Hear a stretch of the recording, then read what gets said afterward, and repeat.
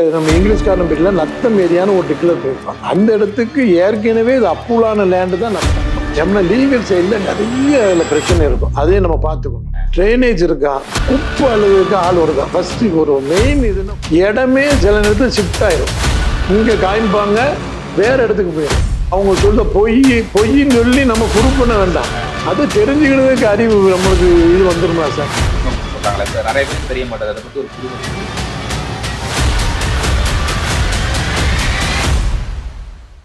ஐஸ்வர்யம் TMT parse நேயர்களுக்கு வணக்கம். இன்றைய சிறப்பு நேர்காணலுக்கு உங்களை அன்போடு வரவேற்கிறோம்.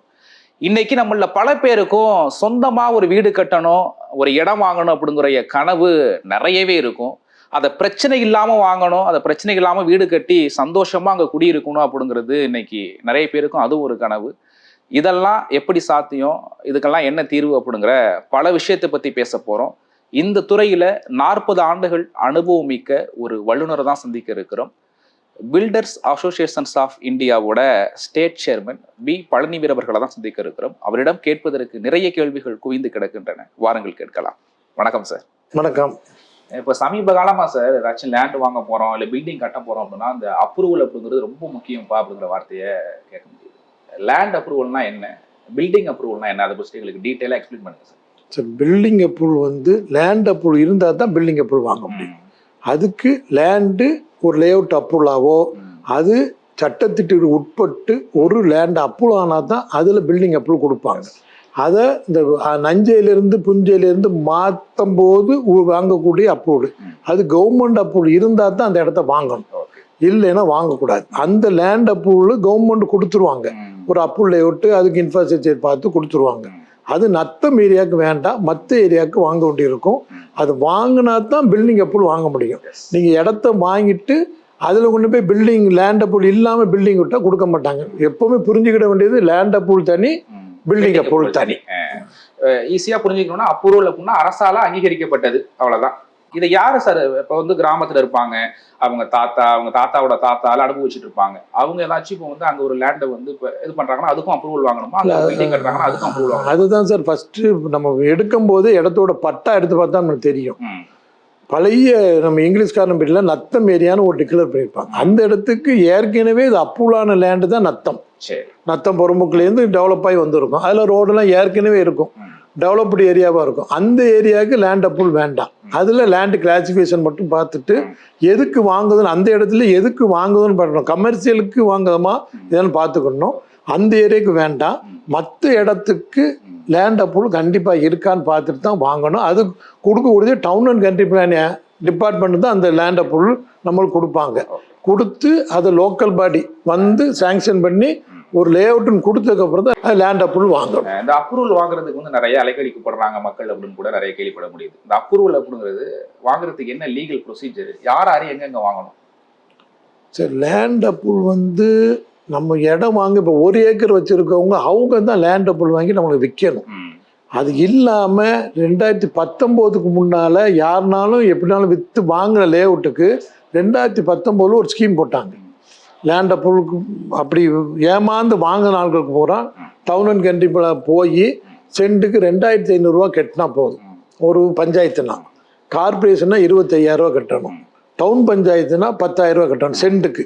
அதே மாதிரி ரெகுலைஸ் பண்ணி ஆர்டர் போட்டாங்க. 2019க்கு அப்புறம் அன்அப்ரூவ் பிளாட்டே அவங்க போட முடியாது. அதனால இது ப்ராப்பராக அப்ரூவல் வாங்கி தான் செய்யணும். அந்த அப்ரூவல் இருக்கா இல்லையான்னு பார்க்காம நான் வாங்கிடக்கூடாது. சப்போஸ் இப்போ இடம் வாங்க போகிறோம், அப்ரூவல் இல்லாத நான் வாங்கி தந்துடுவோம் சார், அது 2500 நாங்கள் கட்டிடுவோம் சார், வாங்கிடுறோம் சார், வாங்கவே கூடாது. வாங்க வேண்டிய அவசியமும் நம்மளுக்கு இல்லை, வாங்கவே கூடாது. அது அப்ரூவல் லேஅவுட்டாக இருந்தால் தான் நம்ம வாங்கணும், இல்லைன்னா வாங்கக்கூடாது. இன்னைக்கு நம்ம ஒரு மொபைல் வாங்குறதுனா கூட சார் நிறைய அதோட ஃபீச்சர்ஸ் என்னென்ன இருக்குது அப்படின்னு செக் பண்ணுறோம், அப்டேட் வெர்ஷன் என்ன இருக்குன்னு செக் பண்ணுறோம். நம்ம காலங்காலமாக ஒரு கனவு இடம் வாங்கணும் அப்படிங்கிறது, அதை வாங்கும்போது நம்ம என்னென்னலாம் நம்ம இருக்கா அப்படிங்கிறது நம்ம சரியாக பார்த்து வாங்கணும். இல்லை டாக்குமெண்ட் விஷயமாவா, இல்ல அந்த இடம் ஃபீச்சர்ல ரேட்டிங்னு சொல்லுவாங்களா, லேண்ட் ரேட்டிங் எப்படி நாங்க எப்படி லேண்ட் எனக்கு தான் ஒரு இடம் வாங்க போறோம்னா ஃபர்ஸ்ட் போனோம்னா அந்த இடம் ஒரு அப்ரூவ் லேஅவுட்டா, அப்ரூவ் பிளாட்டா ஃபர்ஸ்ட். அடுத்த லீகல் சைடில் லீகல் ஒப்பீனியன் ஒன்று வாங்கிக்கணும். ஏன்னா லீகல் சைடில் நிறைய அதில் பிரச்சனை இருக்கும், அதையும் நம்ம பார்த்துக்கணும். அது 2 ஃபஸ்ட்டு லீகல் பிரச்சனை எதுவுமே பிற்காலத்தில் வந்துடவே கூடாது. அந்த லேண்ட் இப்போ வாங்க போகிறோம், லீகல் பார்க்கணும். ரெண்டாவது இடத்துக்கு போகணும், அப்புள் லேவட்டாக இருக்கும், அதுக்கு ஒரு ரேட்டிங். போனோடனே தண்ணி இருக்கா, கிரவுண்ட் வாட்டர் அந்த இடத்துல ஓரளவு இருக்கா, அடுத்தப்பல ரோடு இருக்கா, நல்ல ரோடு இருக்கா, ஒரு பஸ் ஸ்டாப் கிட்டக்க இருக்கா, ஃப்யூச்சர்ல அந்த பஸ் ஸ்டாப் வந்துடுமா, ஒரு இங்கே இருந்து நம்ம 1 கிலோமீட்டருக்கு ஒரு மெயின் ரோடு இருக்குது, அதில் ஒரு பஸ் ஸ்டாப் இருக்குன்னா நம்மளுக்கு ஓகே, ஒரு நெகிழிஜிபிள். பஸ் ஸ்டாப் நம்ம கிட்டக்க இருந்தால் ரைட்டு. ஒரு 1/2 கிலோமீட்டருக்குள்ளே ஒரு ஹாஸ்பிட்டல் இருக்கா, ஒரு கிளினிக் இருக்கா, அதை பார்த்துக்கணும். ஒரு ஸ்கூலு முக்கியமான இப்போ மைக்ரேஷன் எப்படி ஆகுது, இன்னைக்குள்ள லேண்ட் எதுக்கு வாங்குதோம் சார், நான் தென்காசியில் இருக்கேன், பிள்ளைய வந்து இங்கே படிக்க வச்சுருக்கேன், இங்கே ஒரு லேண்ட் இருக்கணும், ஒரு இடம் வாங்கணும், ஸ்கூலில் என் பிள்ளைகள் போகும்போது ஈஸியாக போகணும்னு. ஸ்கூல் இங்கே லேண்டை வாங்கிட்டு ஸ்கூல் இங்கேருந்து ஒரு 5 கிலோமீட்டர் இருந்தால் அந்த மாதம் அந்த ஸ்கூலுக்கு போயிட்டு நீங்கள் வர்றதுக்கு, நீங்கள் ஒரு இடத்துலேருந்து இறங்கி அங்கே இடத்துக்கு வர்றதுக்கு அது வந்து ஒரு பேடன் தானே. நம்ம அதை கணக்கில் எடுக்க மாட்டோம். 2000 போயிட்டே இருக்கும் மாதம். நம்ம ஒரு இஎம்ஐ மாதிரி தான் அது. மாதம் ஒரு 10,000 அந்த இடத்து நம்ம இந்த இடம் உள்ளே இருந்துச்சு, ஸ்கூலுக்கிட்ட இருந்துச்சு, இதுகிட்ட இருந்துச்சுன்னா ஒரு செலவை பாருங்க. இப்போ இங்கே இருந்தோம்னா எவ்வளோ செலவாரு. செலவங்க நான் வந்து ஒரு பெரிய பங்களா கட்டணும் சார், அவுட்ரு ஏரியாவில் இருந்தான்னு போவாங்க, அங்கே போய் அவங்க தனியாக இருக்குன்னு நினைக்காங்களோடைய அவங்களுடைய இன்ஃப்ராஸ்ட்ரக்சர்ஸ் அந்த அம்யூனிட்டி வந்து எங்கே கிடைக்கும், இங்கே தான் வரணும். ஒரு காய்கறி வாங்க வரணும், அதுக்கு பெட்ரோல் செலவு பாருங்கள், அதை நம்ம செலக்ட் பண்ணணும். செலக்ட் பண்ணி தான் ரேட்டை நம்ம போட்டுரும். வாட்டர் சப்ளை இருக்கா, முனிசிபல் வாட்டர் சப்ளை எப்போது நமக்கு வந்துருமா, ட்ரைனேஜ் இருக்கா, குப்பை அழுதுக்கு ஆள் வருதா. ஃபர்ஸ்ட் ஒரு மெயின் இதுன்னா கால் சொன்ன குப்பையை போடுறதுக்கு ஆள் வருதா, தொட்டி. அடுத்த ட்ரெயினு குடிக்க தண்ணி, நம்மளுக்கு குடிக்க தண்ணி. இப்போ அப்பார்ட்மெண்ட்ஸுக்கு போகிறோம், சில இடத்துல நாங்கள் ஒரு பிரச்சனை இல்லை சார், தண்ணியெலாம் வந்துரும்பாங்க, வேனில் வச்சு இது லாரியில் வச்சு அடிப்பாங்க, அவங்க வந்துடும். அது காஸ்ட்டு நம்ம தானே பேர் பண்ணோம்.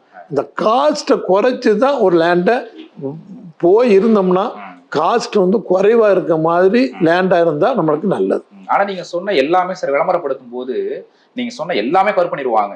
தண்ணியெல்லாம் சும்மா ஒரு 100 அடி போட்டால் வந்துடும், மற்றபடி ஸ்கூல் வந்து இத்தனை கிலோமீட்டரில் இருக்குது, ஒய்ஃபை கனெக்ஷன் நெட்வொர்க்லாம் பக்காவாக இருக்குன்னு சொல்லிடுவாங்க. ஆனால் நம்ம வந்து தண்ணியெல்லாம் வந்து நோண்டி பார்த்தா தான் தெரியும், 300 அடி 400 அடிக்கு கீழே வரைக்கும் போகும், பக்கத்தில் உள்ள லோக்கல் மக்களுக்கு தெரியும். அதை எப்படி நம்ம முன்கூட்டியே டெஸ்ட் பண்ணுறது? இல்லை, நம்ம இடத்துக்கு போய் பார்ப்போம், நம்ம நாலேஜ் தான் சார் அது. நம்ம போய் அந்த இடத்துல எவ்வளோ இருக்குது, கிட்டக்க போய் எத்தனை அடி தண்ணி போகிறது நம்மளுக்கு தெரியும். இங்கே ஸ்கூல் வரப்போகுதா, ரயில்வே ஸ்டேஷன் இருக்கும்பாங்க, ரயில்வே ஸ்டேஷன் சொல்லுவாங்க, ரயில்வே ஸ்டேஷன் லைன் போகும் எங்கே, அதுக்கப்புறம் அது ஸ்டேஷன் எங்கே இருக்குன்னு நம்மளுக்கு தெரியாது. அதெல்லாம் நம்ம பிசிக்கலாக ஃபஸ்ட்டு இடம் பார்க்க வேண்டியது மெயின் பிரச்சனை சார். யாரோ ஒரு ஆள் சொல்லி எங்கள் சொந்தக்காரன் சொன்ன, அவங்க சொன்னாங்க நான் வாங்கினேன், நான் இடத்தையே பார்க்கல சார்னு சொல்லி கம்ப்ளைண்ட்டே அதுதான் சார். மக்களோட ஏமாற்றத்துக்கு காரணம் பர்சனலாக அந்த இடத்த நான் பார்க்கவே இல்லைன்னு சொல்றது தான் பெரிய கம்ப்ளைண்ட். இப்போ இது காசு இருக்காங்க, ஒரு இன்வெஸ்ட்மெண்ட் பண்ண புண்ணியாரம் மாமனோ மச்சானோ சொல்றது நம்பி அப்படியே போட்டுறது. தங்கம் இல்லையா சார், தங்கம் இல்லையா, தங்கம் இந்த கேரக்டர்ல இருக்குன்னு சொல்லி நம்ம இது தங்கம் இல்லையா, இதுல நிறைய கேரக்டர் மாறும்ல.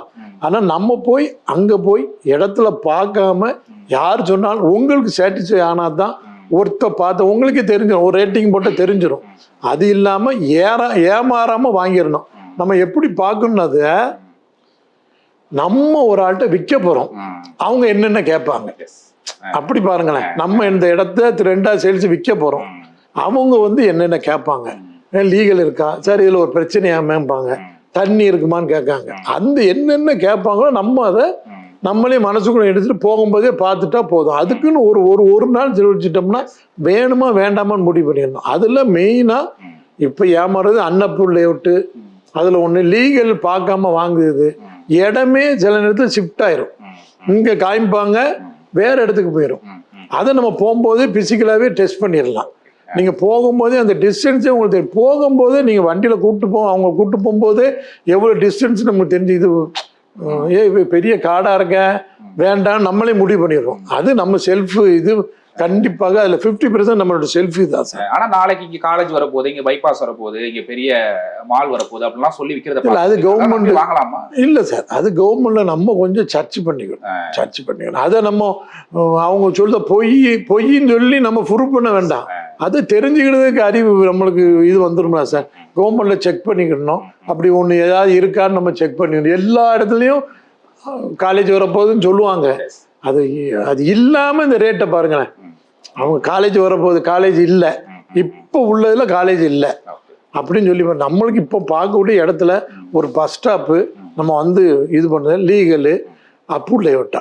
இப்போ அப்ரூவ் லேஅவுட்டா இருந்தால் கூட என்னைக்குனாலும் அதை நம்ம இன்னொரு ஆளுக்கு சேல்ஸ் பண்ணிடலாம். அன்அப்ரூவ் லேஅவுட்டா இருந்து இதே மாதிரி மைனஸ் பண்ணிட்டு அது டெட் இன்வெஸ்ட்மெண்ட் ஆயிடும். அப்ரூவல்னா என்ன, அன்அப்ரூவல்னா என்ன?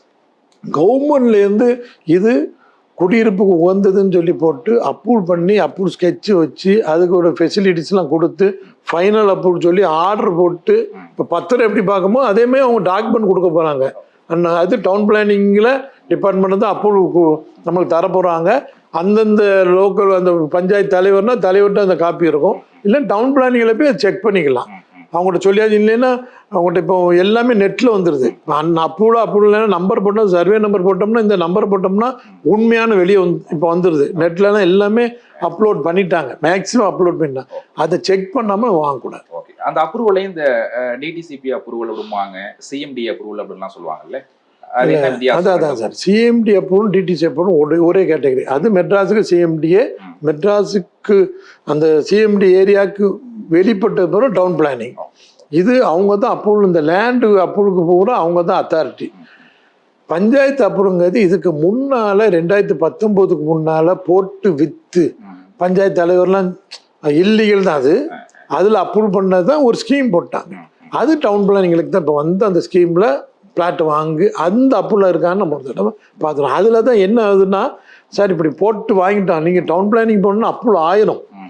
பிளாட்டுக்கு 2000 ரூபா கட்டினா போதும், நீங்கள் அப்ரூவல் நீங்கள் வாங்கிட்டு கூட நான் வாங்கி தந்துடுறேன்னு சொல்லி நிறைய பேர் அதை மிஸ்யூஸ் பண்ணுவாங்க.